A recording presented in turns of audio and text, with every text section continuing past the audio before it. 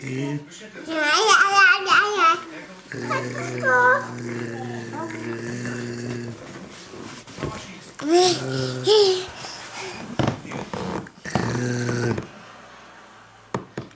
Gigi.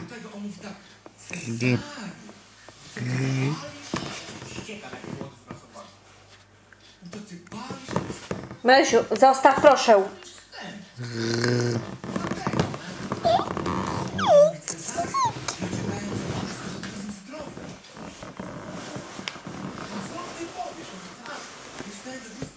Że jak palisz takie, to ty byś miał takiego samego ptaszka.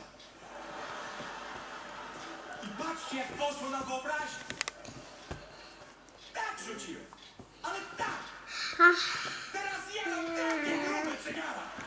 Wysyłam SMS-y o treści pomocy. Dzięki temu, że podopieczni Fundacji Polsat mogą kontynuować leczenie i rehabilitację.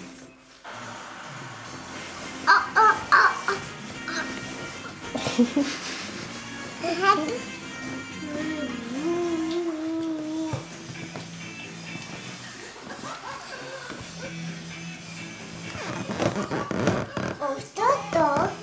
Peci tada. Nie peci. Tata peci. A ja zjem pestki. A jak ty się nazywasz? Meci. Jak się nazywasz? Ceki. Pestki się nazywasz? Jak się nazywasz? Jak się nazywasz? Nie dotykaj, jak się nazywasz? Dwa. 2? A nie Marysia?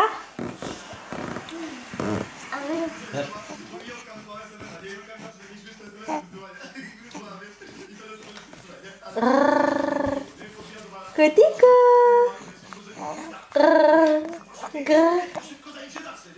Kotiku!